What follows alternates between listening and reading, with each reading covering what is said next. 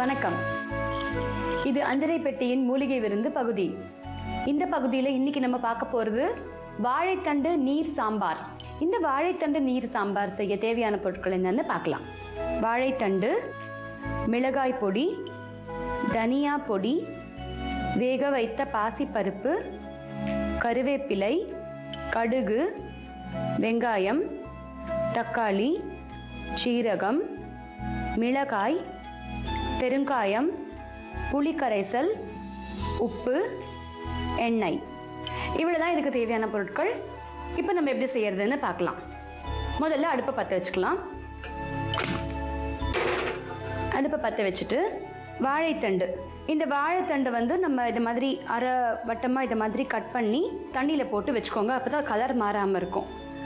இப்போது தேவையான அளவு தண்ணி இந்த கடாயில் விட்டு வாழைத்தண்டை வேக வைக்கலாம்.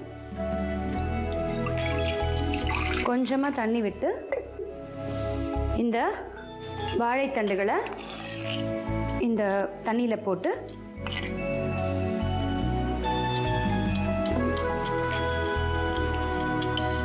வேக விட்டுருங்க. இப்போ வந்து இது இங்கே வெந்துட்டு இருக்கட்டும். இந்த சமயத்தில் நம்ம இங்கே வந்து வதக்க வேண்டியதெல்லாம் வதக்கி வச்சுக்கலாம். இப்போ இந்த அடுப்பை பற்ற வச்சுட்டு இல்லை இன்னொரு கடாய் வச்சு இதில் வந்து புளி கரைசல், நம்ம வந்து இந்த சாம்பாருக்கு தேவையான நீர் புளி, இது நீர் சாம்பார்னு சொன்னோம் இல்லையா, ரொம்ப திக்கு புளியாக கரைக்க வேண்டாம், கொஞ்சம் நீர் புளியாக தான் கரைச்சி வச்சுருக்கோம். இந்த புளி கரைசலை இந்த கடாயில் போட்டுடலாம். இந்த புளி கரைசல் இதில் சேர்த்துட்டு இந்த சாம்பாருக்கு தேவையான மிளகாய் பொடி, எவ்வளோ காரம் வேணுமோ அந்த காரத்துக்கு தேவையான மிளகாய் பொடி, அதோட தனியா பொடி,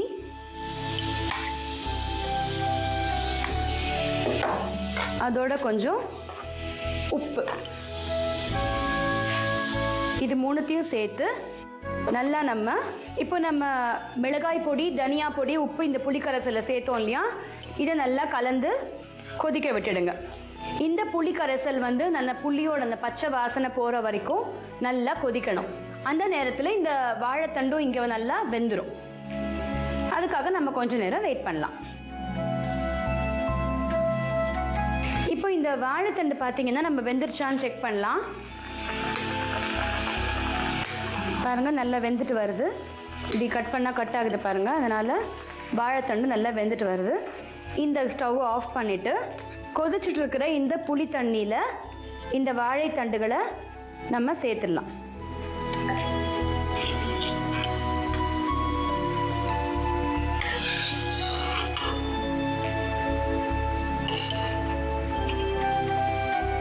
இப்போ இதோட சேர்த்து இன்னும் நல்லா கொதிக்கும். இந்த வாழைத்தண்டில் உப்பு, காரம், தனியா பொடியெலாம் போட்டிருக்கோம் இல்லையா, அதெல்லாம் இந்த வாழைத்தண்டில் இறங்கிறதுக்காக வேண்டி இதுலேருந்து நம்ம இதில் போட்டுட்டோம். வெறுமனே புளி தண்ணியில் போட்டால் அது ரொம்ப லேட்டாக ஆகும் வேகிறதுக்கு. அதனால தான் நம்ம தண்ணியில் வேக வச்சு இதில் போடுறோம். ஸோ இப்போ இது நல்லா ஒன்று போல் சேர்ந்து கொதிக்கும். இது ஒரு கொதி வரும்போது பாசிப்பருப்பை நம்ம இதில் சேர்த்துக்கலாம். இப்போ இது நல்லா கொதிச்சுட்டு வருது. இந்த ஸ்டேஜில் நம்ம பாசிப்பருப்பை இதில் சேர்க்குறோம். வேக வைத்துள்ள பாசிப்பருப்பு இதில் சேர்த்துக்கலாம். சேர்த்துட்டு நல்லா அதை ஒன்று போல் கலந்து விட்டுடுங்க.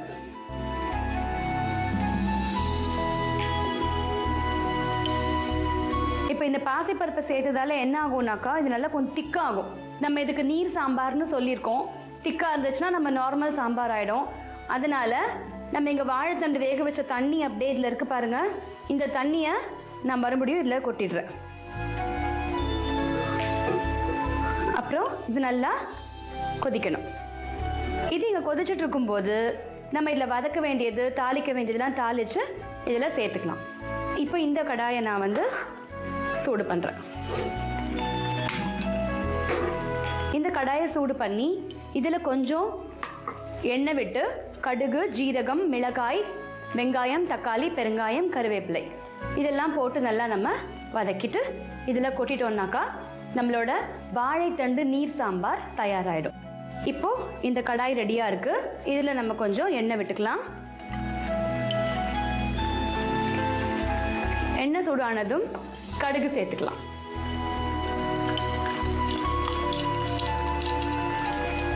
இப்போ நான் இதில் கடுகு சேர்த்துருக்கேன். இதோட சீரகம்,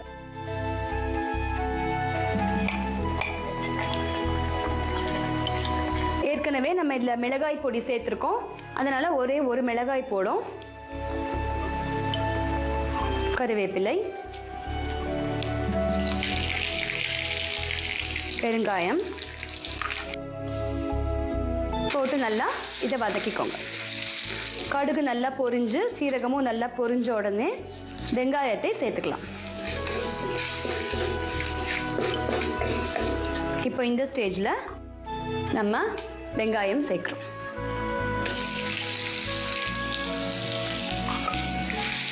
வெங்காயத்தை நல்லா வதக்கிட்டு நல்லா இது பொன்னிறமாக ஆகணும்.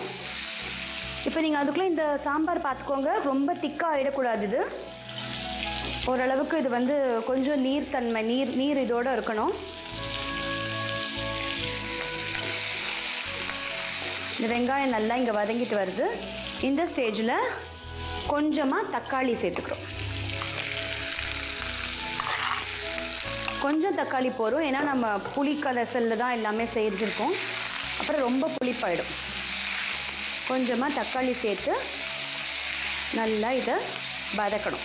தக்காளி வெங்காயம் இதெல்லாம் பச்சை வாசனை போகிற வரைக்கும் வதக்கணும்.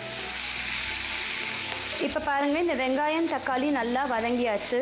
நான் இந்த கேஸை ஆஃப் பண்ணிவிட்டு இதை இந்த கொதிச்சுட்டு இருக்கிற இந்த வாழைத்தண்டு குழம்புல சேர்த்துடுறேன். நீர் சாம்பாரில், அதனால் கொஞ்சம் நீர்க்கிறதுக்கு கொஞ்சம் தண்ணி விட்டு கலந்துக்கோங்க. அவ்வளோதான். இப்போ இது நல்லா கொதிச்சுட்டு வருது. இந்த ஸ்டேஜில் நான் கேஸ் ஆஃப் பண்ணிடுறேன். இப்போ இந்த டிஷ்ஷை நம்ம சர்விங் ட்ரேயில் ட்ரான்ஸ்ஃபர் பண்ணிடலாம்.